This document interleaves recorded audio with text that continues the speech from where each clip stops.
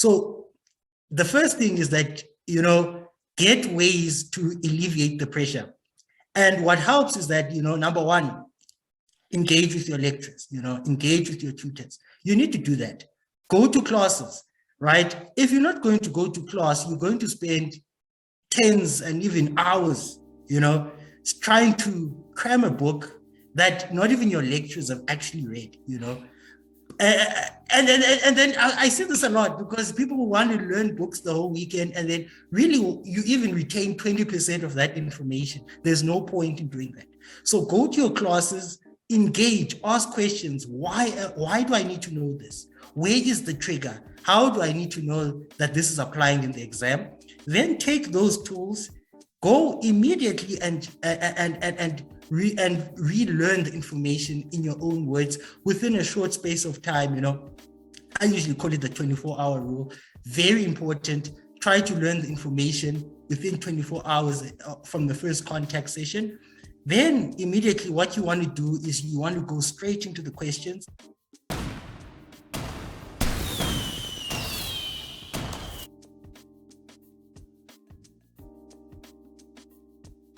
Put artificial pressure on yourself every week. I used to call it the Monday rule. Tell yourself that if I were to write this test the following Monday, would I be in a position to write? And the answer should always be a yes. That's the type of pressure you need to put yourself in every single week, so that by the time that it's time to write the exams, number one, you followed the entire learning process. And the learning cycle just starts from the moment you were being lectured in the classroom, or you've watched your videos, because things have changed now. Sure. Ben, people watch videos. Sure. That's the same process.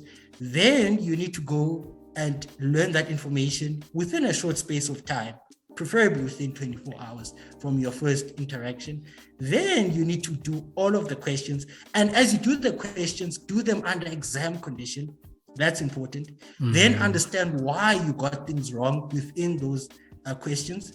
Consult, and then pretend as if you were going to write a test for that specific topic for that week the following Monday. If you do that consistently every week, by the time lectures are over, you are actually prepared to do the exam. And then during that so-called study break, you're only going to do those difficult questions that are there. Trust me, if you do that, this has nothing to do with how smart you are. You just have to be disciplined enough to know that I have to do this. I have to watch the videos, study within 24 hours, do the questions, consult, pretend as if I'm writing a test every Monday, make sure that I'm up to date. And if you do that for a period of time, by the time you write the exam, you will be prepared. Yeah. One of the things that I talk to students about, especially, students always complain about the issue of time, that no, we don't have enough time in the test or in the exam and everything like that. And I always say to them that it means that you didn't practice enough time management within the exam setting. So the thing that you said right there, that the Monday rule, that every Monday you artificially put yourself under pressure and you pretend that you're gonna write the exam, and actually you do write the exam. And I'm like, actually, as a student, the other thing that you need to do is that you need to take those past papers or whatever, test papers and stuff, sit down and write. And if it's 1 hour, it's 1 hour. Strictly put yourself in that time, psych your mentality in that you're writing the exam. And then from there, that's when you'll see that you don't have time, and why do you need to have time, which questions took much longer, and everything like that. And then from there you start to realize, I spent most time on this question, and what are the reasons why you spend a lot of time on those questions? Anything on time management? Very good question there, Ben. Just on that as well, when you're doing your questions, I used to have a strategy for everything, by the way.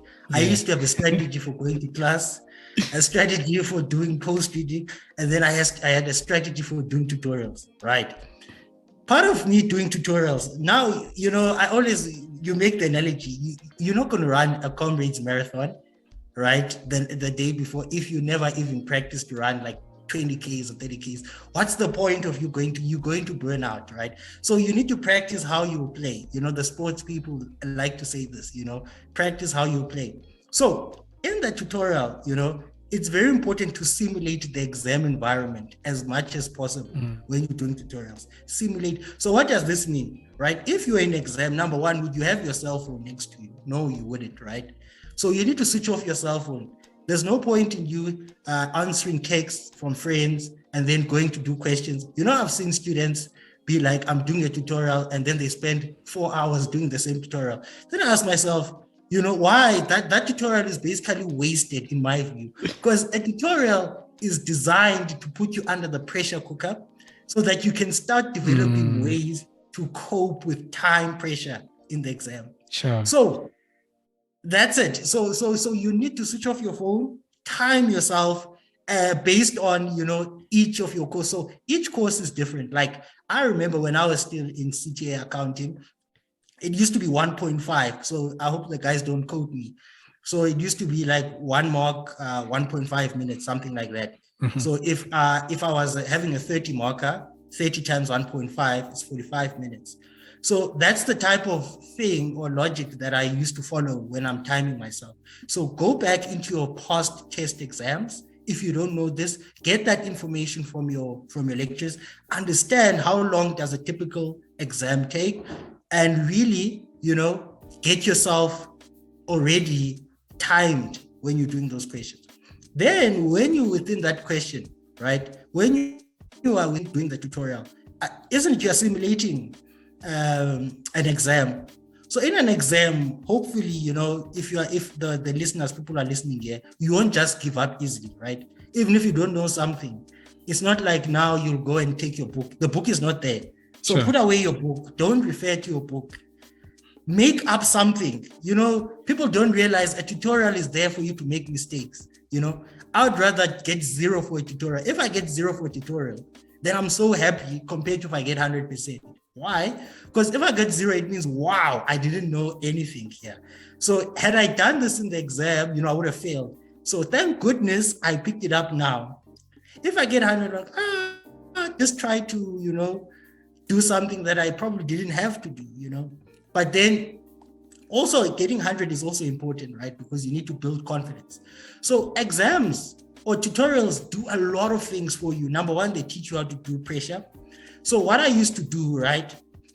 Do the test, get your reading time exactly the same way you would in an exam, simulate the reading time, then go in and do the actual question, right? As you do the question, pick a pen, probably any pen, like the one you usually write with. Then when your time is up, change your pen, right? Then someone might be asking, but my time is up, should I stop writing? No, you shouldn't stop writing, because remember, that tutorial is still there for you to learn, right? So I need to change my pen. Maybe I was writing in black, now I start changing in blue, right? I'm writing in blue to test that I really know the concepts, because one of the objectives of a tutorial is to test if you understand the concepts. So you write in blue to see, did I get it? But then, at the end of the day, when you do an assessment of how you did in that tutorial, you won't count the stuff you wrote in blue, because those are the stuff that you wrote after the test was over. That's going to start triggering you, because you're going to start realizing, hang on, I've got a problem here. I'm missing so many marks, right? But you won't be able to do that if you don't have that differentiation. So get the differentiation. Yeah, and then after you've done that, then also it's very important that when you get things wrong, they understand why you got things wrong. That's important, because there's no point in you getting 60% and be like, I passed. Well, I always make the analogy, what if all the 40% for all the weeks that you got wrong get examined in the exam? Sure. That means you're going to be in trouble. So do that. And I think once you do that, then you will pick up the skills that you need to in order to do well. Like, for example, at some stage, I started realizing, you do so many tests and you know what the question is going to look like. Then you say, okay, let me start with question 5. Right? There's no reason why you should start with question 1, by the way, because most of the time, you start with the easy questions, because the easy questions build up your confidence, and exams are all about confidence, right? If you're confident, even if the test is hard, you've got the confidence to beat that. If you're not confident, even if the test is easy, you're not going to make it. So build confidence.